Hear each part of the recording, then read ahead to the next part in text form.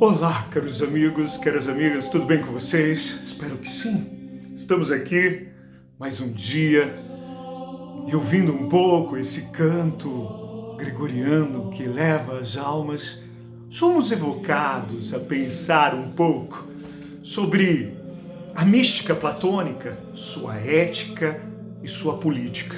Como nós vimos nos vídeos anteriores, nós vimos que o mito da caverna revela e resume em muito aquilo que era o pensamento de Platão. Sim, lá estavam as pessoas nas sombras, presas em suas algemas, de maneira tal incapazes de olhar nada além do que o fundo e as sombras que refletiam no fundo da caverna. No entanto, lá alguém consegue perceber que suas algemas não eram coisas naturais. E um dos grandes elementos da filosofia e da sociologia é desnaturalizar aquilo que muitas vezes nós concebemos como natural. E então, aquele primeiro, habitante da caverna, a perceber que suas algemas não eram parte de sua pele, ele se liberta. Ele sai da imagem das sombras, ele vai galgando o penhasco, ou melhor, aquilo que separava a caverna da sua abertura, chega lá, pula o muro do mundo sensível para o mundo suprassensível e então, até que depois, contempla o sol, contempla as coisas, contempla a ideia na sua realidade autêntica. Portanto, esse processo, como nós vimos no vídeo anterior, ele determina tanto a ontologia quer dizer o ser, o que determina o ser? E existe o ser enquanto mera aparência, as sombras, o ser enquanto as coisas como elas nelas mesmas, e o ser enquanto o ser, que é o sol, que não é mais o ser enquanto ideias matemáticas. Portanto, para Platão, o processo do conhecimento que chamamos de gnosiologia, que vai da aicasia, passando pela piths, que é a crença nas coisas, adentrando pela dianoia e depois pela noesis, é um processo de conhecimento dialético. Mas isso tem um efeito também na sua mística, na sua dimensão religiosa. Ou seja, a alma deve se elevar ao mundo das sombras para se encontrar novamente com o divino. E para tanto, Sócrates, ou melhor, Platão usa uma das metáforas de Sócrates. E aqui temos um pouco o elemento da antropologia filosófica, tanto de Platão quanto de Sócrates, que vai influenciar fortemente o cristianismo. O que é o ser humano? Ele é feito de duas naturezas. Somos o corpo perecível, mortal, marcado pelas coisas sensíveis, mas também somos uma alma eterna, imortal, que segundo a visão da anedota contada pelo caro Sócrates, nossas almas, quando vêm a se encarnar nestes corpos perecíveis, ela anseia voltar novamente ao mundo das ideias, ao mundo do sol, aonde as verdades são intuídas sem nenhum esforço de conhecimento, elas são dadas nelas mesmas. Portanto, a alma, dentro da mística platônica, ela anseia voltar. Porque ao se encarnar, eles passam, segundo Sócrates, pelo rio Léter. O rio Léter Léter em grego significa o esquecimento. Ou seja, as almas ao descer, ao se encarnar nos corpos sensíveis, elas bebem muita água. E à medida que bebem muita água do rio do esquecimento, elas esquecem das verdades eternas e divinas. E diante disso, ao se encarnar, o processo é um processo de reminiscência. Por isso que a palavra verdade em grego significa aletheia, o não esquecimento. Portanto, o processo dialético de gnosiologia, do processo de conhecimento para Platão, se faz nesse processo de trazer de volta as verdades que já estão em você. Portanto, para Platão, ninguém é ignorante, assim como era para Sócrates. As verdades estão em sua alma. É só encontrar.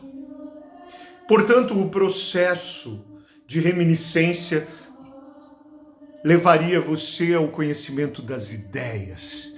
E quanto mais você aprendesse as verdades eternas que estão no profundo da sua alma, não nos desejos de seus corpos, mas na profundeza da sua alma, mais e mais, você estaria próximo de Deus, do divino, do sol, da intuição, do ser enquanto ser. E diante disso, aqui é a mística, a espiritualidade platônica, que vai influenciar tanto o budismo, porque o budismo vai dizer: você quer ser feliz? Você quer ser feliz? Negue os desejos. Os desejos sensíveis e materiais e mais imediatos e concretos. E serás feliz, porque a sua alma se elevará a um estado de nirvana. Assim também a tradição cristã adota, de alguma maneira, essa visão platônica. Pela fé, seremos levados novamente a Deus. Bom, mas essa dimensão da mística, ela tem efeitos também na ética. Porque a ética é o que eu devo fazer diante dos outros, o que eu devo fazer e como devo agir diante da humanidade que está diante de mim. Bom, para Platão, você deve superar as sombras. Você deve agir em nome de que as sombras ajudar que a humanidade supere suas sombras, sua ignorância, porque é justamente pelo fato de vivermos pela ignorância que nós agimos mal. À medida em que o conhecimento se torna claro, e sobretudo esse conhecimento místico, você vai se elevar, você vai perceber o bem e o mal. Então o bem e o mal para Platão, e aqui entramos diante da ética, porque o bem e o mal não é uma questão de conhecimento puramente, mas é uma questão da ação. Ele agiu bem, ele agiu mal.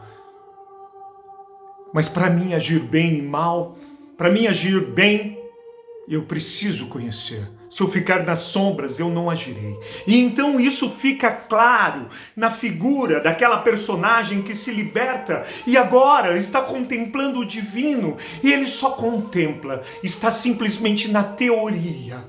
Eu estou contemplando o bem, estou contemplando o sol, a verdade como ela é. Mas o que acontece com aquele que consegue se libertar da caverna?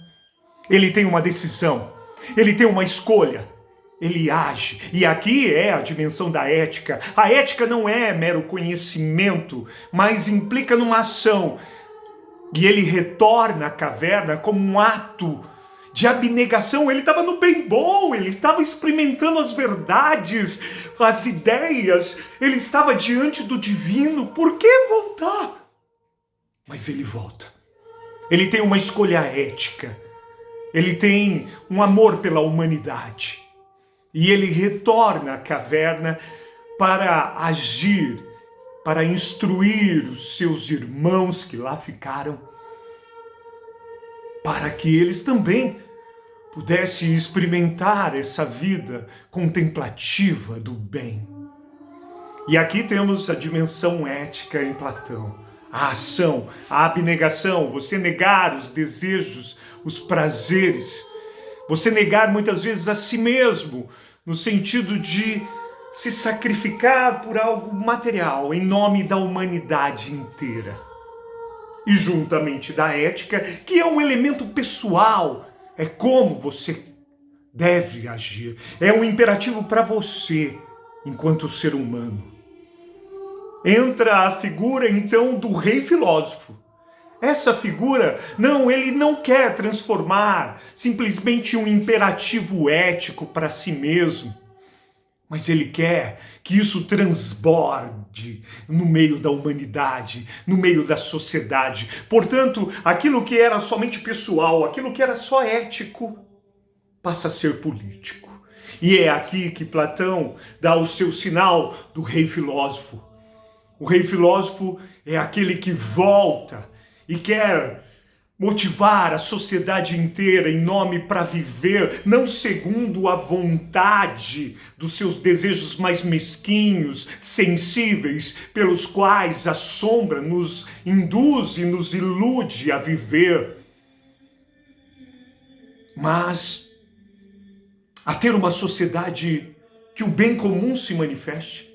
Só que, segundo Platão, essa sociedade só poderia chegar a tal ponto se entregasse o poder ao rei filósofo.